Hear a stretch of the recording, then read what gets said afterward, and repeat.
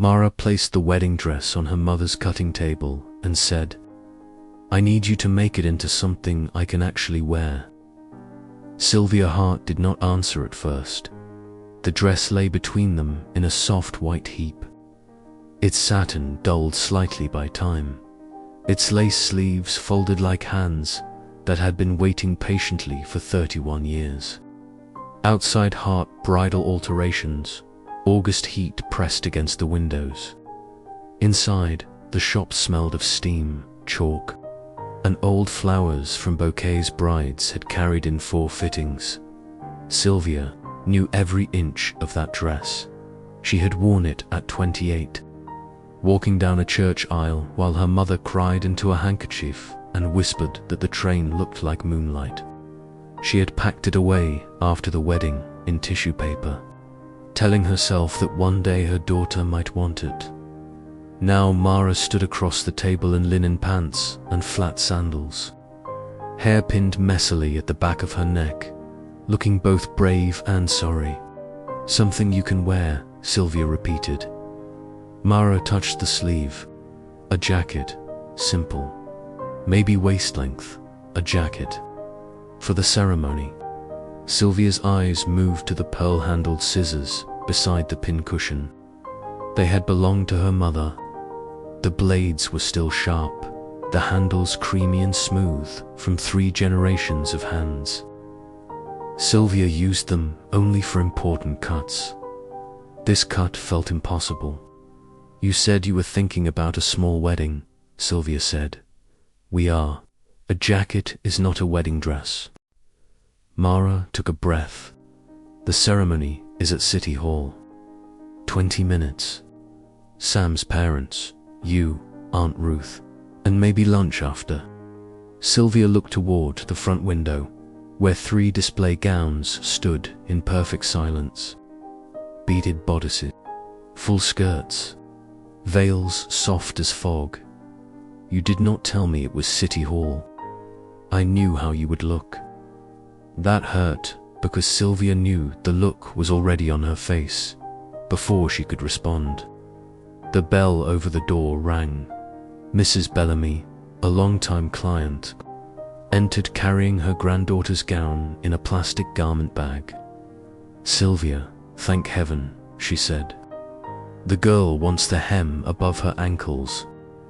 Can you imagine? Her grandmother's gown, and she wants to show shoes."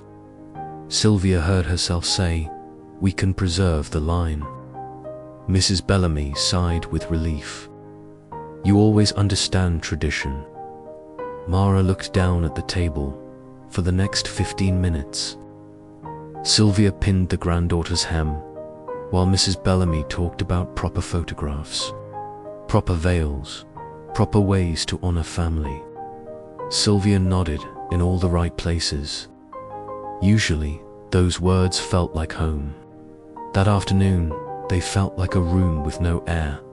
When Mrs. Bellamy left, thunder rolled low beyond the buildings.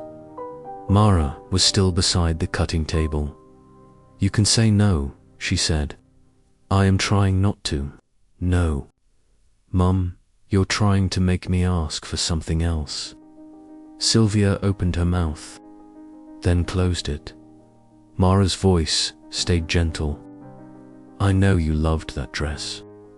I know Grandma made the sleeves. I know it means something. Then why cut it apart? Because I don't want to be preserved in it. I want to carry it differently." Sylvia stepped back as if the words had weight. For years, she had imagined Mara in the gown. Not every day. She was not foolish.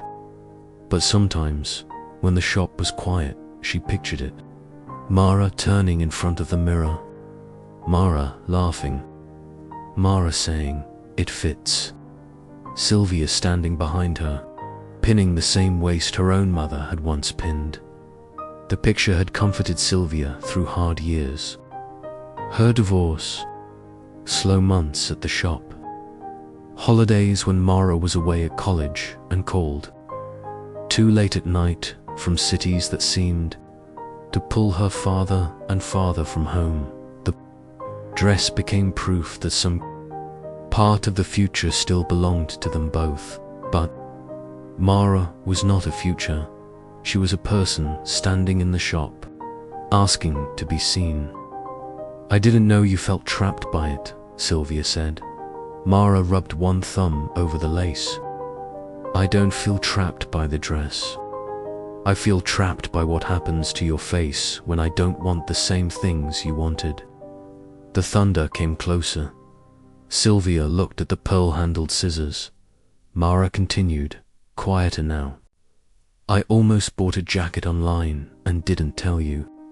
Not because I don't love you. Because sometimes it feels like you love the idea of me more icily than you love the real me."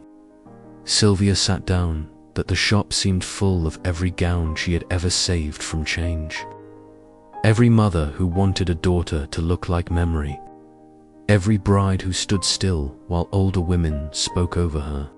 Reflection she had always believed she was protecting beauty. Maybe sometimes she had been protecting fear.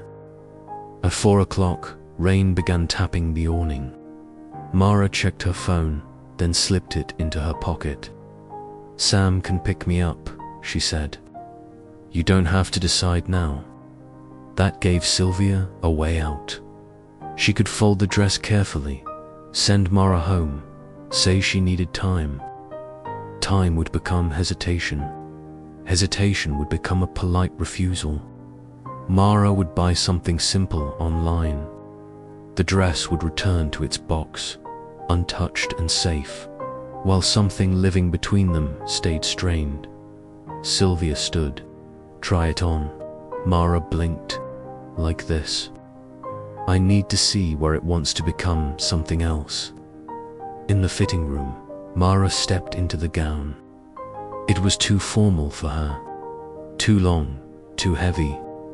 The sleeves swallowed her wrists. The train spread across the floor like a story written for another woman. Still, when Mara came out, Sylvia's breath caught. Not because the old picture had come. True, because it had not. Mara looked uncomfortable, and beautiful and entirely herself underneath. Something that did not fit her. Life, one sleeve had slipped off her shoulder. The waist sat too high. The train dragged behind her with more ceremony than she wanted. Sylvia could see, with painful clarity, that the dress had been waiting for a daughter who existed mostly in her imagination. "Turn," Sylvia said softly. Mara turned. Sylvia lifted the train and imagined it cut into clean panels. The lace could line the inside collar. The satin could become a structured front. A small piece of her mother's handwork could rest near Mara's heart. Hidden but present. A good seam remembers what it came from. Sylvia said. Mara watched her in the mirror. Sylvia picked up the pearl-handled scissors. Her hand shook. Mara whispered, "You don't have to. I know." That was why it mattered. Sylvia lowered the blades to the train. For 1 second, she saw her mother's hands guiding hers when she was a girl. She saw her own wedding morning. She saw the daughter she had imagined. Then the daughter who was actually there. She made the first cut. The sound was smaller than she expected. No, one vanished. Her mother did not disappear from the room. The wedding day did not become meaningless. The love sewn into the sleeves did not fall out onto the floor. The dress simply opened Mara, covered her mouth. Sylvia kept cutting. Slowly now, following the chalk line she had drawn with more courage than certainty. Mara stood still, tears slipping down her face without apology. Rain ran harder against the shop windows. Somewhere near the front, a hanger clicked softly against a brass hook. The little ordinary sound steadied Sylvia, reminding her that the world had not ended because the dress had changed shape. By evening, the gown had become pieces. Not ruined, not finished. Becoming. Sylvia pinned the first rough shape of the jacket over Mara's plain white shirt. It was uneven, full of threads, and somehow already more honest than the gown had been. Mara looked in the mirror and laughed through tears. "That looks like me." Sylvia stood behind her with pins between her lips, unable to speak for a moment. Then she took a small piece of lace from the old sleeve and pinned it inside the left front panel. "For your grandmother," she said, "where you can carry her without having to perform her." Mara turned and hugged her carefully, because pins were everywhere. Sylvia laughed, then cried, then told her not to move or she would bleed on antique satin. 2 weeks later, Mara wore the finished jacket to City Hall. It was simple, soft at the shoulders, with a line of old lace hidden inside like a blessing. Sylvia sat in the front row, not with the picture she had once protected, but with the daughter she had finally chosen to see. After the ceremony, Mara asked, "Are you okay?" Sylvia touched the pearl-handled scissors in her sewing bag. "Yes," she said. "I think I was afraid that changing the dress would mean losing the story." Mara took her hand. Sylvia looked at the jacket, at the quiet lace inside it, at the woman wearing it with ease. But maybe this is how the story kept going. That night, back at the shop, Sylvia placed a small note beside the display gowns. "Bring the dress. Bring the memory. Bring yourself too." Then she set the pearl-handled scissors beneath it, not as a warning, but as an invitation. Sometimes love means preserving what matters, and sometimes love means knowing what must be cut away so the person in front of you can breathe. Sylvia still loved the old dress. She still loved the hands that had made it. But now, when she thought of it, she did not see a sealed box in a closet. She saw Mara laughing in a courthouse hallway, carrying the past lightly enough to move.